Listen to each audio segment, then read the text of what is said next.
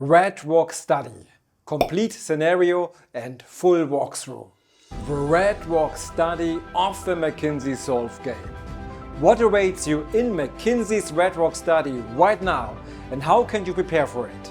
In this video, I take you through an entire simulation of a complete Redrock Study scenario for you to practice interactively. Let us recap where we currently stand with the McKinsey Problem Solving Game. You currently need to pass 3 Solve Game components, and in this order: the Redrock Study, the Seawolf Game and the brand new Sustainable Futures Lab Game, which I have already covered for you in this playlist too. Among the 3 current games, the Redrock Study is the oldest one, introduced by McKinsey in 2023. However, even though it is the oldest one, I believe it is here to stay, since I feel it is the most McKinsey. The Redrock Study is tough and designed to assess your quantitative reasoning skills, a skill that you need to apply as well during your case interviews and the actual consulting job. Also, the Redrock Study currently is the longest game based on its 35 minutes available thinking time, but it may actually feel the shortest to you. As a brief recap, every Redrock Study consists of 2 parts: the study part followed by the cases part. Both parts share the same theme, but are analytical independent from each other. The study part is composed of 3 interrelated phases, namely the investigation, analysis and report phases. The cases part currently consists of 6 separate analytical questions. If you seek a more comprehensive introduction to the general setup of the Redrock Study, then take a look at my 10-minute Redrock strategy guide in this video here. Otherwise, I would now like to get into medias res. As in all my video tutorials, I invite you to practice with me interactively, and if you like to join in, have pen and paper ready and maybe a calculator as well. Alternatively, you're also welcome to just consume my content to get a feeling of what is awaiting you. Oh, and before I forget this, I am Jack and spent 5 years as a consultant and project manager with McKinsey & Company, so I know very well what we are talking about here.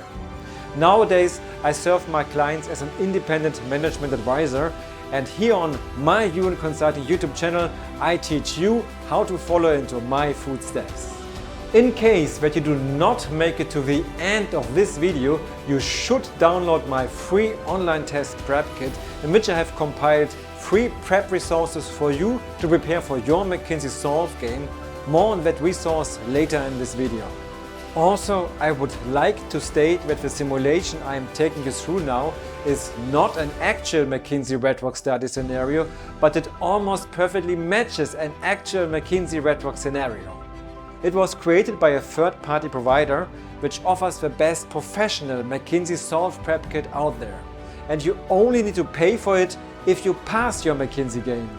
To download my free online test prep kit and you review the professional prep kit, check out the links in the video description below this video. Let's start! This is what awaits you when you launch your Redrock Study scenario. On the left side of your screen, you find the subphrase tracker for the study part of a Redrock Study, covering the investigation, analysis and report phases. In the middle, you find your scenario briefing, and to the right, your research journal. At the top, you find your 35 minutes of thinking time ticking down. Let us switch into God mode now, since the timer interferes with my editing. Every Redrock Study scenario poses some environmental challenge to you. Maybe you need to control a wolf population or manage the biodiversity of a local flora. Note that this is just a disguise for a highly analytical task. McKinsey rarely directly engages in nature conservation projects, but managing biodiversity may make you feel better as a candidate to the world's leading management consulting firm than minimizing the cost of a mining company. Your task during the investigation phase is to select those pieces of information and data that you believe will be important for the study's next phases. The candidate pieces of information that you can pick are highlighted in white. If you want to keep a piece of information for later, you need to drag and drop it into your research journal on the right. That's it for the start. I like to invite you to practice this investigation phase yourself. Read the scenario briefing and then decide which pieces of information you will need to solve this Redrock study.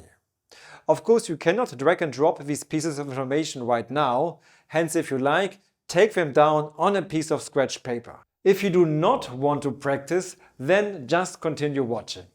In a moment, I will share with you my strategy advice and show you the solutions.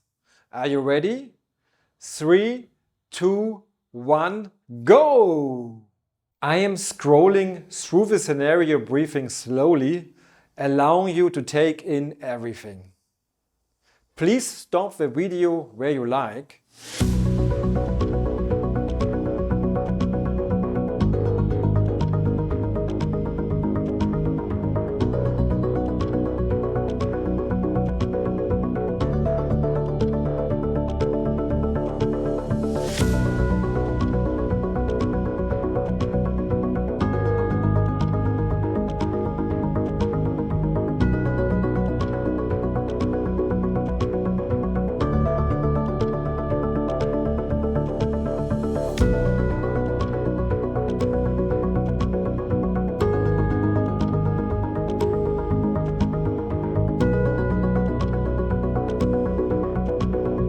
Are you ready? Welcome to the solution. What does the investigation phase try to do? It is designed to assess how well and fast you are able to filter a data pool for relevant data points. The worst piece of advice would be to just drag and drop all pieces of information to your research journal just because you may possibly need them at some point in the future. I think this would be a very bad strategy, since McKinsey certainly wants to assess if you are able to identify the relevant ones. While the exact scoring of a Redrock study is unknown, I would expect McKinsey to assign penalties for omitted data that is important, but also for selected pieces of information that are irrelevant. Attention! If you really have omitted important information, you can come back to this scenario briefing later and add missing data. So don't panic. Let's check the data together.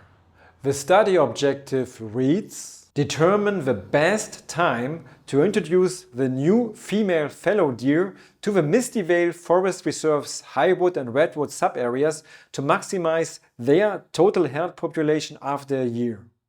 For those of you who, like me, are not exactly sure what a fallow deer is, it is this animal. But I do not want to distract you for too long. The study wants us to find the best time for introducing new female fallow deer to maximize herd population after a year. The study objective you always want to add to your journal. Let us read the study information section. Winter, which lasts 3 months and is particularly harsh in Misty Vale, is fast approaching. Mating season occurs in spring, and fallow deer are known to be very selective when choosing a mate. Periods of bonding are usually required before mating occurs. As a result, your team is considering 2 options. Option 1: add 60 female deer to each sub-area right as winter starts, month 1, to allow for more bonding time, but with a lower chance of surviving the winter months. Or option 2: add 60 female deer to each sub-area right as spring starts, month 4, to avoid death during winter months, but with reduced bonding time. Okay, so there probably is some trade-off. If you introduce the new deer in winter as per option 1, the bonding time is longer, but mortality will be higher, and for option 2 it is vice versa. Of course, you want to add these 2 options to your research journal. Exhibit 1 displays the mortality of fallow deer during the 3 winter months. For sure, these 3 numbers will be important to determine herd mortality during the 3 winter months. See that in the research journal it says winter month 1, month 2 and month 3. If we scroll back up again, that means we can ignore the piece of information that winter lasts for 3 months and spring is just the name of a season. Going back down, it is relevant that the winter mortality rates apply equally to both genders. Besides winter, there exists another threat to our deer. In addition to winter-related deaths, fallow deer are also hunted by frost-fang wolves. On average, frost-fang wolves have a kill rate of 0.4 deer per wolf per month during the non-winter months. During winter months, it increases by 50%. Male and female fallow deer are hunted proportionally by the frost-fang wolves. To me, all these pieces of information appear important, since they will impact the frost-fang wolf killing rate. And just to show you a photo of a frost-fang wolf, well, they do not really exist. The fact that there are no other expected sources of death is an important piece of information, not for performing calculations, but the fact that the probability of other death risks is assumed 0 is of course vital. Then we have a data table with the animal populations at the start. Let us scroll down further for now. Fallow deer typically breed in mid-spring, month 5, with a gestation period of about 4 months. Now, it certainly is relevant that the fallow deer breed in month 5, hence after the 3 winter months have finished. The length of the gestation period still is important as well, as it ensures that the new fawn or baby deer are born in the same year, essentially growing our deer population already in this year. If the additional fallow deer were added during winter, then 80% of all surviving adult females, both existing and new, will breed. That is important for sure. If bonding was limited, only 20% of all surviving adult females will breed. So basically, adding the deer during winter comes with the winter mortality, but also much higher fertility. Each successful breeding results in 1 fawn. Of course, that is important. This also seems a bit funny to me. It suggests that the number of available male deer in the herd is completely irrelevant to how many female deer will breed. But hey, we live in the 21st century. In a real McKinsey scenario, you might expect similar inaccuracies. Remember, this is an online math test and not a biology class. Scrolling back up to the table, what data do we need to add here? How attentive have you been? The objective stated: determine the best time to introduce the new female fallow deer to the Misty Vale Forest Reserve's high wood and redwood sub-areas to maximize their total herd population after a year. That means we are only concerned with the high wood and redwood sub-areas, and we can ignore all the pine cliff and marshed field data. Yay! We obviously need to know the frost-fang wolf populations in high wood and redwood, and the numbers of female fallow deer determines how many fawns will get added this year. Finally, I like to make you aware that you can unfold your data in the research journal. You can also rename their titles, but I doubt I would spend much time on that during your limited time available. Once you are happy with your selection, you can complete the investigation phase and move forward. Your analysis phase begins. But wait, before we go on, we have done a mistake, and props to you if you have noticed it. It is true that the male share of a fallow deer population based on this scenario's assumptions is completely irrelevant to the herd's growth rate. However, of course, the number of male fallow deer feeds into the total size of a herd as well, and while male deer are assumed not to contribute to herd population growth, they at least can die due to the 2 causes of mortality. So the gender equality is partially restored. When you realize during the analysis phase of your study that you need to add data to your research journal that previously you had not yet selected, no problem. Just go back to the investigation phase. Now let us add the highwood and redwood populations of male fallow deer as well. We complete the investigation phase again and have all relevant data with us to go through the analysis phase. Note that I believe that McKinsey will evaluate your performance during the investigation phase based on your initial data submission. In any case, Be selective with your data choices during your investigation phase. We are reaching the analysis phase of the Redrock study. If you are still here with me, it probably means you like this video. Hence, it would be fantastic if you smashed the like button right now and of course subscribe for further top quality consulting content to come. During the analysis phase, you will be presented with 3 to 4 complex questions for which you need to use the data you just collected. And the questions will stand in close context to the study's objective. You can see that in our scenario, we will need to answer 4 questions. Before I advise you how to approach the analysis phase, I invite you to have a go yourself and the first question of our scenario. I will hide myself now and go slowly through the data we have collected and unfolded for you. Go forth and back in the video if you want to see the data again.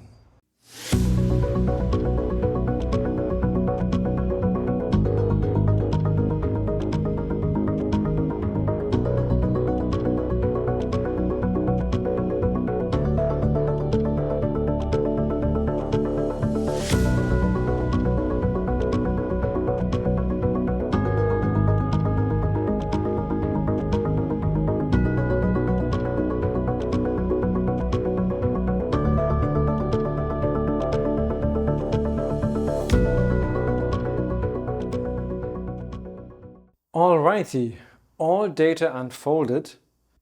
Go back and forth in the video as you like and think for yourself. Are you ready? We resume for the solution. Let me read the question out loud once. Assuming new fallow deer are not added during winter, what is the estimated total population in the highwood and redwood subareas after the 3 winter months? Round up your final answer to the closest integer. This question essentially asks for the herd population's growth baseline trend without adding any new deer. Establishing the baseline is a good habit for every consulting project. Also, these are the kind of math word problems that you need to get ready for in your Redrock study. I advise you to approach such questions like I also advise my coachees to approach case interview maths. Do not immediately run into calculations without proper preparation because that often leads to errors. Instead, before considering the numbers to plug in, first set up cleanly the equations you need to solve. Let us move to the You in Consulting whiteboard. The first clue you need to see through quickly is that you can treat the highwood and redwood areas simultaneously within one equation and calculation. This will save you a ton of time in comparison to running the calculations separately. So we have the starting populations of male and female fallow deer in highwood and the starting populations of male and female fallow deer in redwood. Then we know that in each of the 3 winter months a certain share of our deer will pass away, or turning this logic around, only a subshare of the original baseline population will survive the winter months. Finally, we have our frost-fang wolf killers hunting for the deer who decimate the deer as well. Let us sum up the number of deer at the beginning.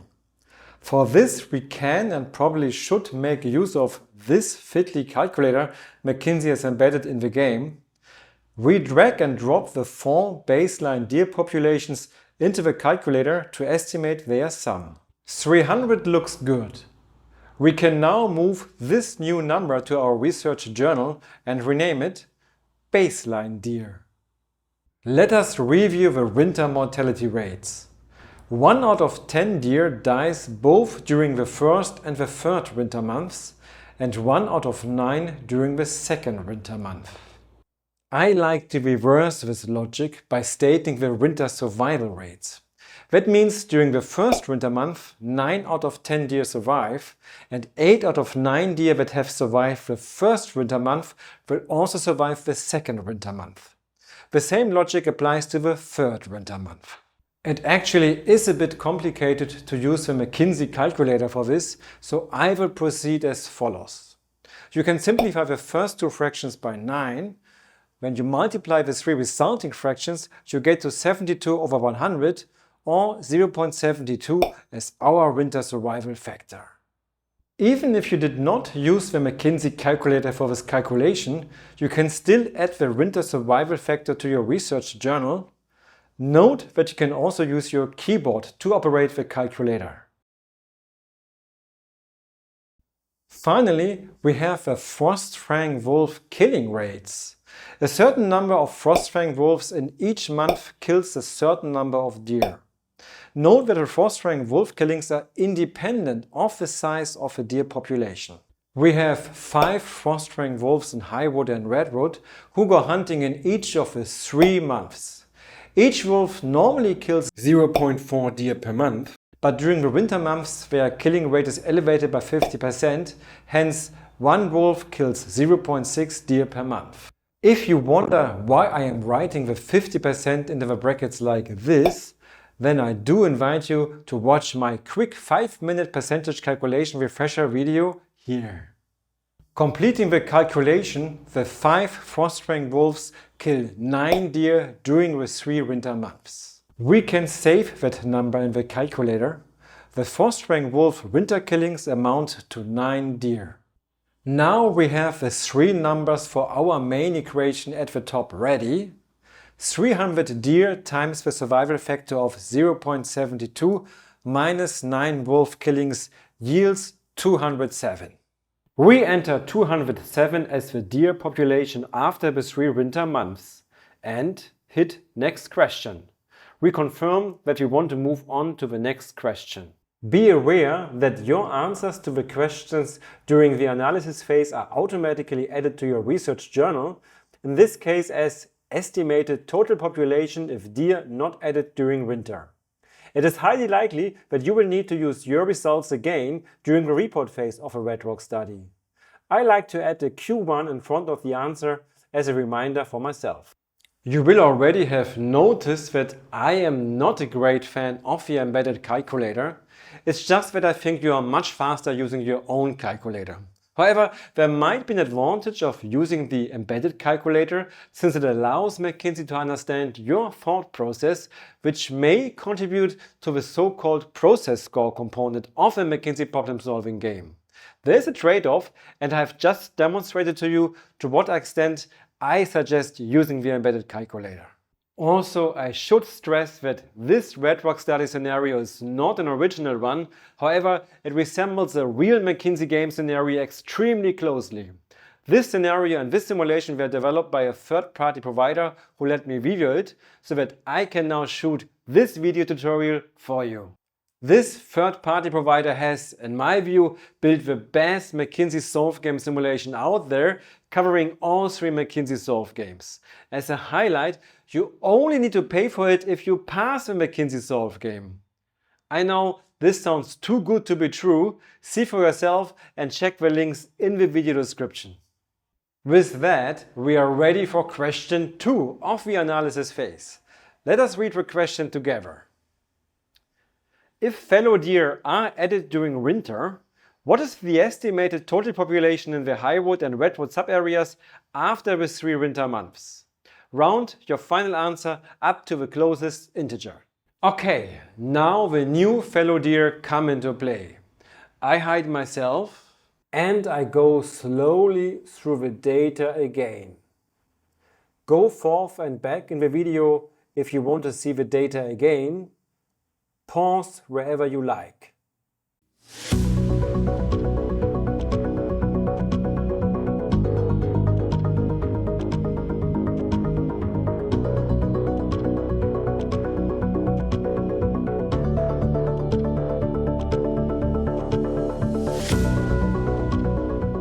Are you done? Then let us resume for the solution.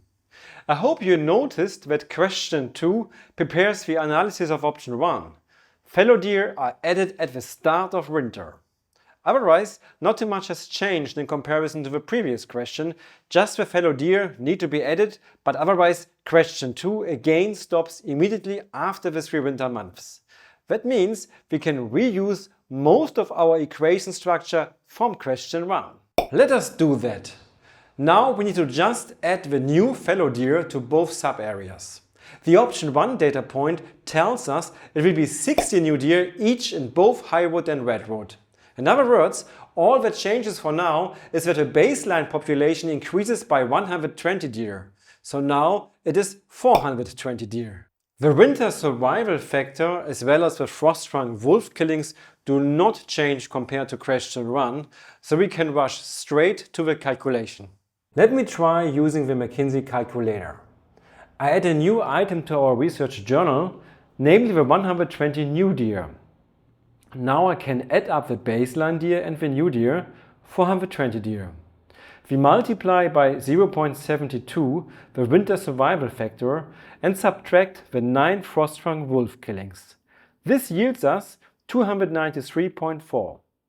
We are supposed to round up to the closest integer, so that with the new deer being added, 294 deer remain after winter. Submit this answer by moving to the next question. Our answer is automatically recorded in the researcher journal. I add a Q2 as a reminder. We are reaching question 3 of the analysis phase. As you can see, we now need to submit 2 answers to it. Let us read the question together. What is the estimated total fallow deer population in the highwood and redwood subareas at the end of year 1 under both proposals? Round up your final answer to the closest integer. Use rounded up numbers from the previous questions. I hide myself. Okay, now we are asked to analyze the 2 options of adding the new female deer, either at the beginning of winter or after winter. We are reaching the climax of the analysis phase. I suggest you to have a go at question 3 as well. I scroll once again through the data, and I hope you recognize the data that you require to analyze these 2 options. I will help you with a little tip in a moment, but if you want to try answering the question in hard mode, pause the video now.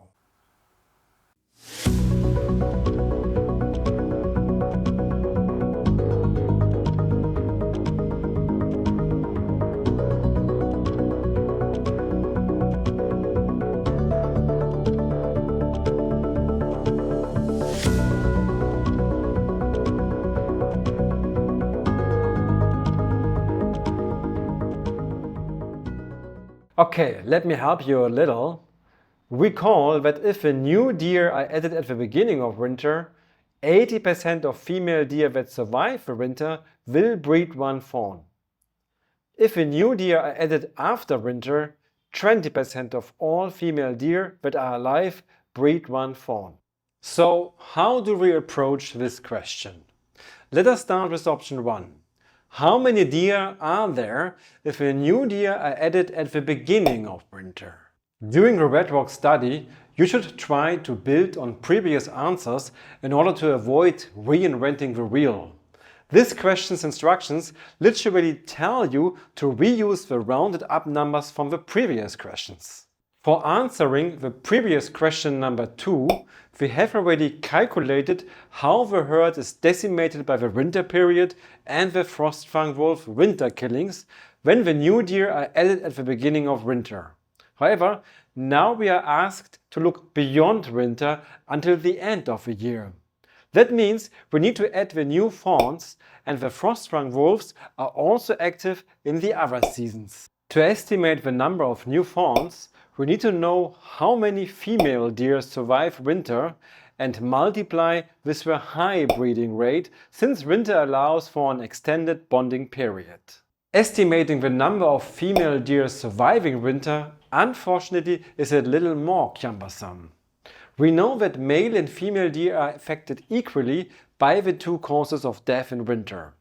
That means the percentage share of baseline female deer in the total baseline deer population will be the same before and after winter. That means we can reuse our answer to question 1, where we estimated the size of the herd after winter when no new deer were added, and then just multiply by the constant share of female deer. However, new female deer are being added at the beginning of winter. They survive winter according to our well-known winter survival factor. Note that you do not need to subtract any frost-fang wolf winter killings here. Remember that the number of wolf killings is independent of how many deer are around, and the wolf winter killings were already factored into the Q1 number. We still need to determine the share of female baseline deer. That is implicit in the raw data. We know we start with 300 baseline deer, of which 75 deer are female, so we know 25% of baseline deer are female. Now we can plug in the baseline population after winter, our question 1 answer, and multiply by the constant share of female deer. We now know how many female baseline deer survive winter.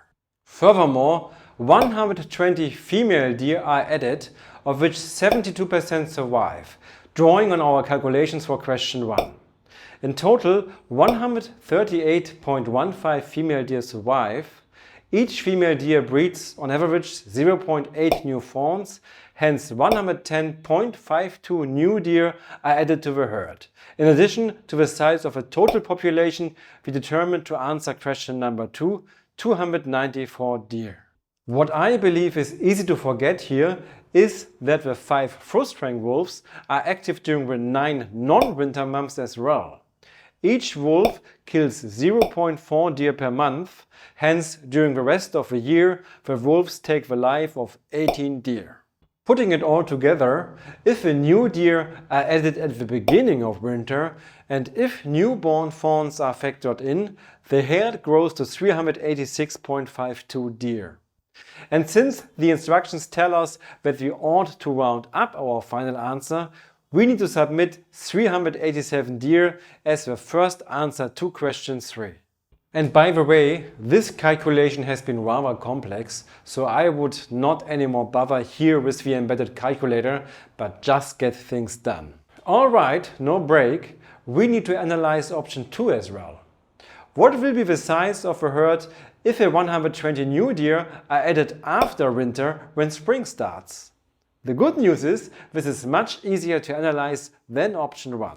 Now we need to start with our answer to question 1, the size of a baseline deer population after winter, or 207 deer, since the 120 new female deer are added after winter. The 18 frost-sprung wolf killings during the rest of the year remain the same as before. We now only need to determine the number of new fawns. For this, we need to multiply the sum of the female baseline population after winter and of the 120 new deer by the low breeding rate of 20%, applying to the case where the new deer are added after winter. The female baseline population after winter we already determined during the previous question as the product of the baseline population after winter, 207, and the share of baseline females, 25%. The female baseline population after winter is 51.75. Together with the new female deer, they breed 34.35 fawns. Plugging this into our equation at the top, we find that option 2, adding the new deer after winter, leads to a deer population of 343.35 at the end of the year.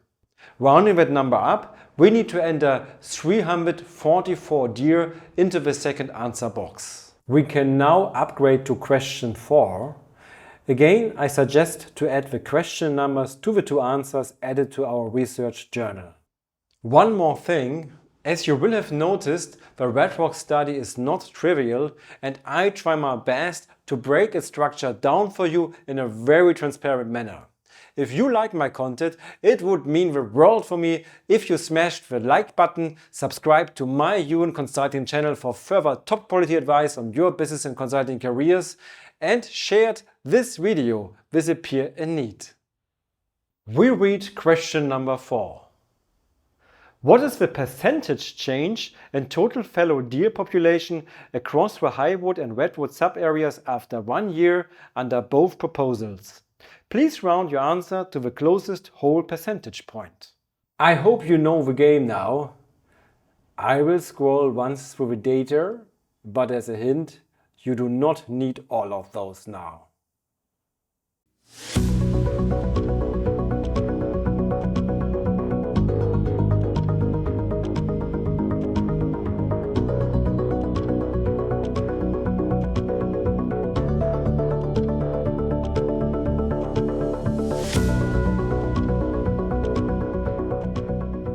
Are you ready? Then let us solve question 4, which I hope should not have caused you too much trouble. For both options, you just need to determine by how much the two populations have grown in percentage terms in comparison to the baseline. That means we just need to divide each of the two questions' 3 answers by the baseline deer population at the beginning of the year, 300, and subtract 1 or 100% to obtain the percentage change. If you are not clear about the -1 in these equations, kindly watch my refresher video on percentage calculation. Plugging in the question's 3 answers, we obtain plus 29% population growth for option 1 and 14.7% for option 2. Let us submit the rounded up answers.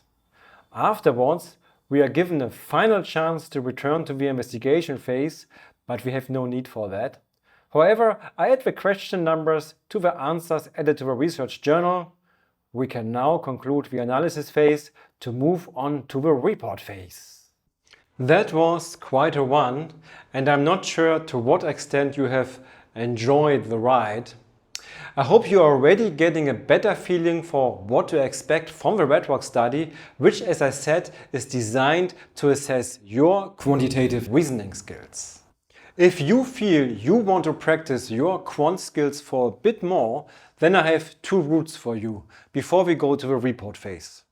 I have put together for you my free consulting online test prep kit, which by now is more than 30 pages long. In there, I have compiled links to free prep resources for you for many online tests, including the McKinsey Problem Solving Game or PSG.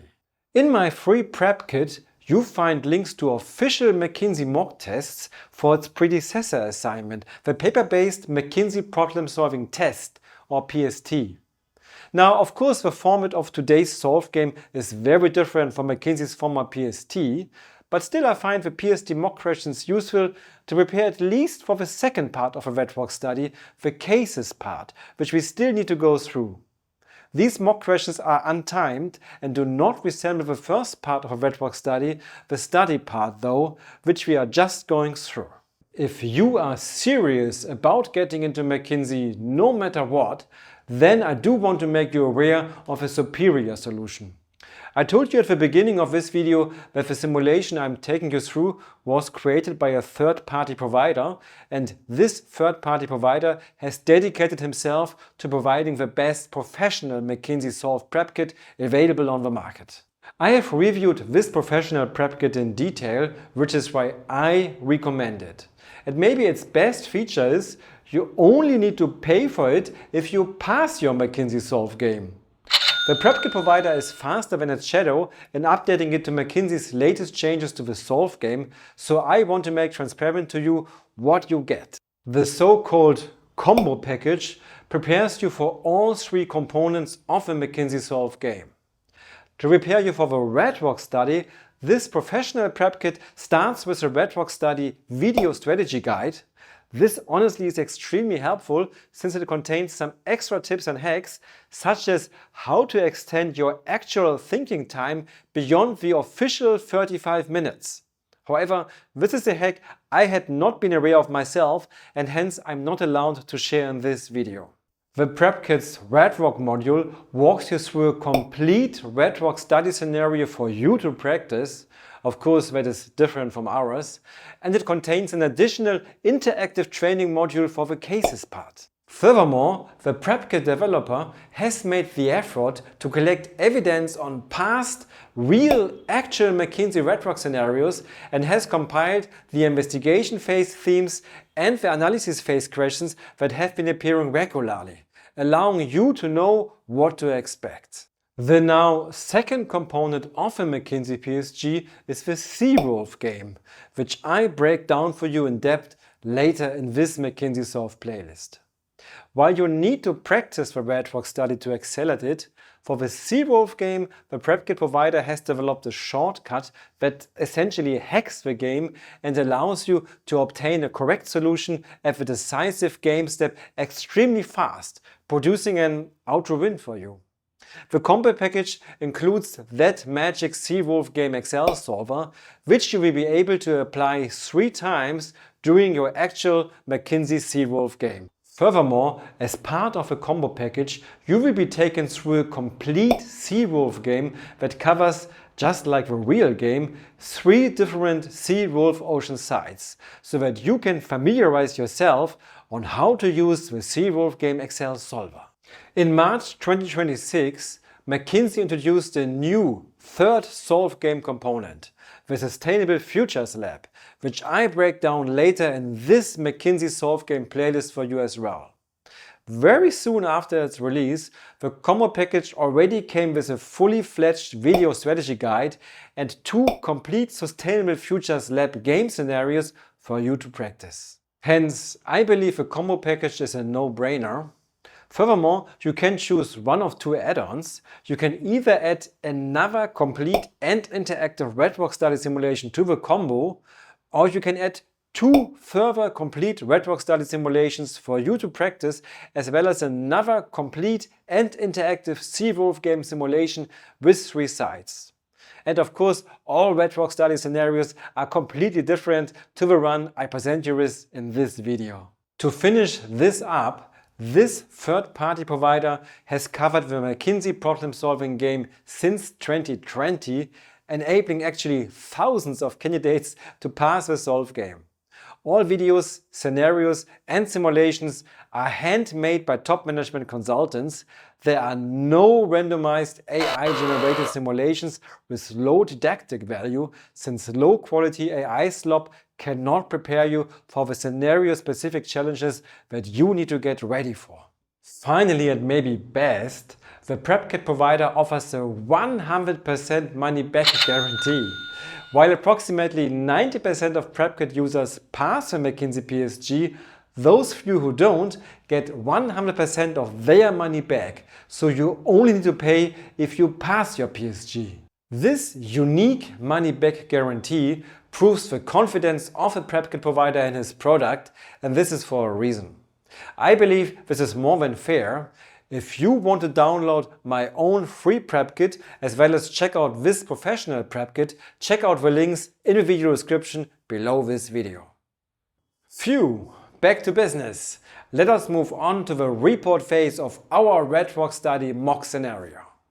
In the first of 3 steps of the report phase, we are asked for a written summary of our main analysis phase results. This one should go fast, but I want to let you take a look yourself first. Note that in the first and fourth gap, you can choose between will and won't as answer options. If you like, briefly pause the video to read for yourself. Let us continue. Basically, this first report question just asks you to fill in your questions 3 and 4 answers. In both options we have analyzed, the fallow deer population will grow, and then you can just drag and drop the saved answers into the gaps. Make sure you insert the right answers into the right gaps. We can be fast here and move to the next question. In the second step, we are asked to choose the best graph to visualize the deer population size over time. Take a brief look and select your answer quickly. Here, we want to compare 2 variables over time. In such cases, very often a line chart is the preferred choice, which you ought to select here. In my previous video on this McKinsey Solve Game playlist, where I give you an overview of the Redrock study, I give you some further clues on the criteria that determine which graph you ought to select during the report phase. We log in the line chart and move to the third step of the report phase. At the third step of this scenario's report phase, we are asked to actually build the line chart that we just recommended. I'll let you briefly view the task so that, if you like, you can pause the video now. I again scroll once through the data for you.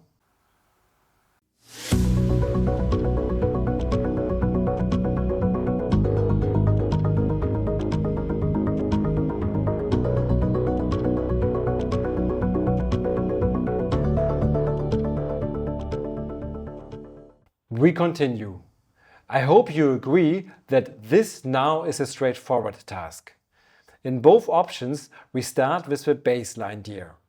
Furthermore, we drag our question 3 answers into the end of year cells. Considering the first option, where the new deer were added at the beginning of winter, the after winter cell corresponds to analysis phase question number 2. For the second option, where the new deer are added after winter, the after winter cell corresponds to analysis phase question number 1.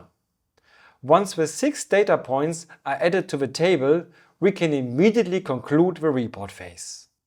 And hooray! This also marks the end of the first part of the Redrock study, the study part. If you have watched the video until here, feel free to prove it by typing "I am hunting" into the comments.